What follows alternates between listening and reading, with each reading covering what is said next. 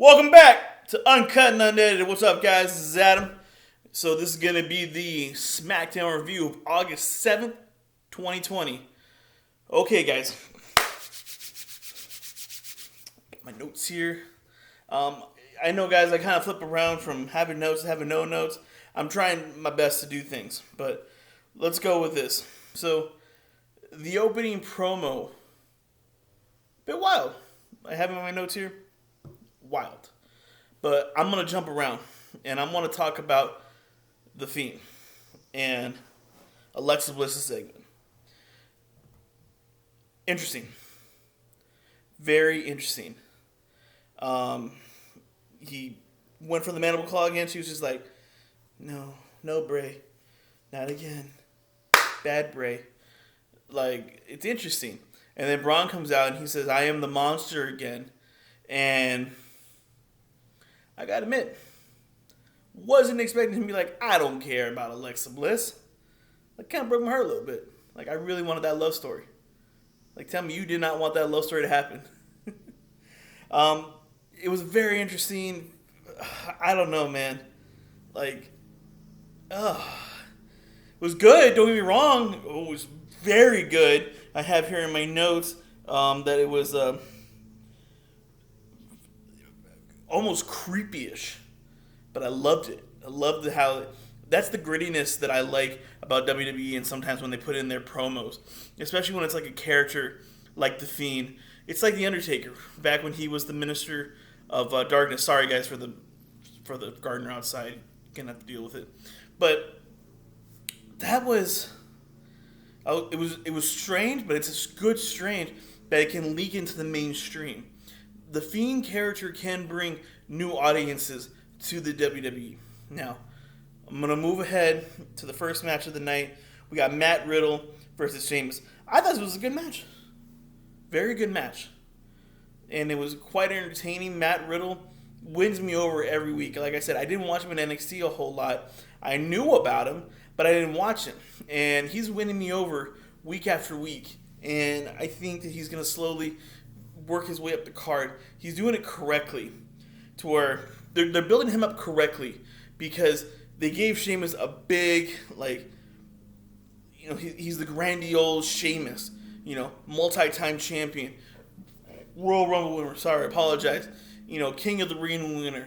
Intercontinental titles, U.S. titles, multi-time tag team champion. That's what you got to do to build up some of these other guys. Very good job, WWE, by building up Matt Riddle and also giving Sheamus the ad due he deserves. So the second thing we have on the night was the dirt sheet. I did not like the Mandy Rose hair segment. I thought it was stupid. Like, I really thought it was stupid. You didn't have to do it. It kind of seemed like a waste of time. Like, they had like an extra 5 minutes in there. Excuse me. It's like they didn't know what to do with it. Like, it didn't need to be there. You could have done a better interview with Sonya Deville, but it's all right. They did what they did. And out comes Otis and Tucker, defending Mandy Rose. Good on you guys. It was really good. The segment after the hair thing, spot on. Really good. I love John Morrison and The Miz. Great. I like how they're bringing Sonya Deville into that faction with them. I like it. I think it's going to really elevate her stock. 1 second, palate cleanser. Dr. Pepper, you owe me some money. But yeah, that's what I'm saying.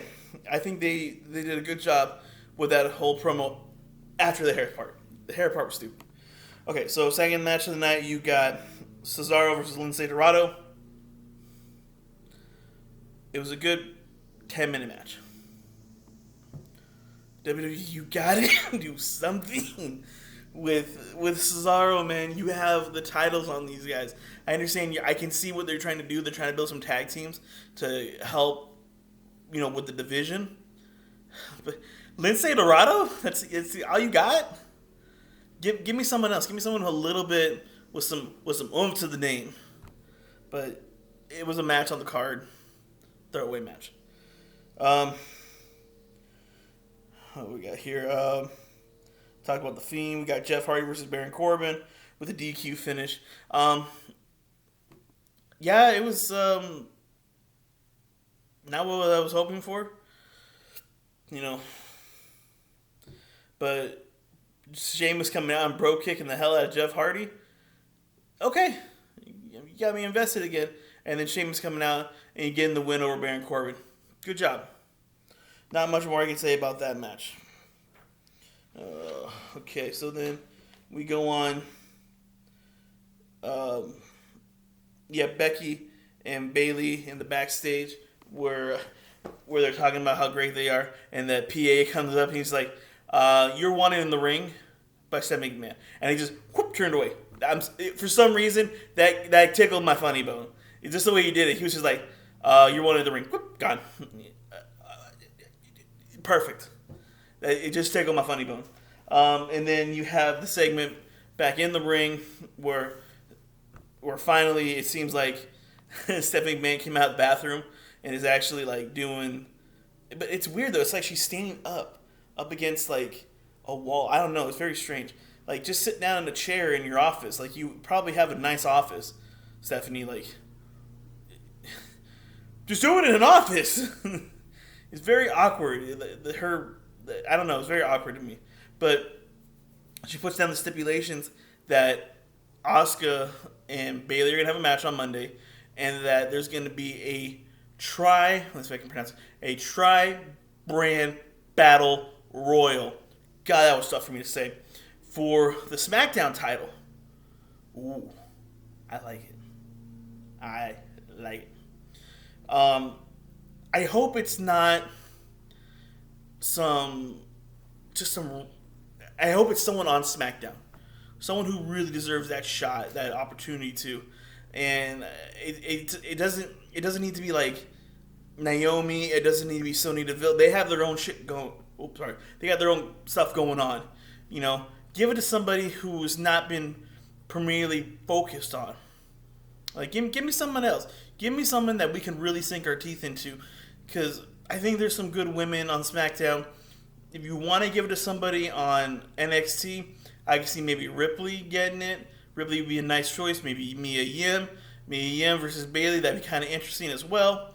We'll kind of see where that plays out. And then also we got for SummerSlam, we have the official Asuka versus Bayley. It's going to be another great match. That will probably be a really tremendous match. I hope there's almost a stipulation to that match, to where it's like it's an Iron Women match, or it's a tables match. Some kind of stipulation I think would really, really do well in that type of environment. Maybe even a steel cage match. That'd be really cool too. But we'll see what happens. Then we have the match that ends the night with Miz Morrison versus Heavy Machinery. Miz and Morrison also come out with Sonya Deville, and we get to see Mandy Rose's new haircut. That was the hype of it. I love me Otis, but there was nothing there. There's no give me something to be excited about. But at the end of the day, it was really cool to kind of see that brawl at the end of the match. It extends that story, so it's just fine. There's nothing wrong with it. And then at the end of the night, we get this new group. I forgot what the group was called. I don't even remember. But they come out and they try to do an NXT rookies the Nexus. I'm sorry, the Nexus rookies coming out and kind of beating up everybody. But they did. I don't know. It wasn't the same. It kind of seemed. What's the word I'm looking for? Kind of like B-listers type status. I like it. I know there's two females in that group as well. I think one of them, and this is my personal opinion, I think one of them is Dana Brooke. I got a good feeling that one of the females is Dana Brooke. I don't know who the other one is just yet. She's got some type of red hair. I don't know from there. And then from the guys, it can be a number of different guys. I really do think it's going to be some. It has to be some guys who are not getting screen time, who have been pushed to the outside, haven't really had any real TV time. That's what they need. That's the kind of story they need to play, and I hope that's where it goes. Like I said, it didn't have the grandiose that when the Nexus came in and they just beat up John Cena and they beat up everyone around ringside. This was a little bit different. I was okay with it. hopefully I don't lose interest into it. WWE, you have a shot to make something really good here. Stick with it. Stick with it. Give me some contents to it. But guys, that's my review of SmackDown this week. If I had to give the show a rating, I'd give it it's a C at best. It's really close to a C minus.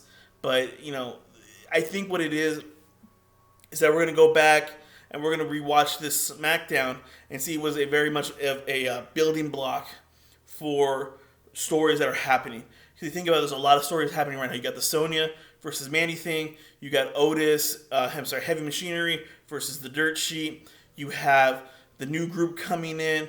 You have this Sheamus and Baron Corbin. You have the Shorty G thing going on. So there's a lot of foundation being built right now, which is okay. I think this will all have a nice little push here in the next 3 to 4 weeks. But guys, thank you very much. I hope you all having a great day. And like we always say, if you don't like our opinion, beat us in the fight. Peace out, yo. Y'all have a good day.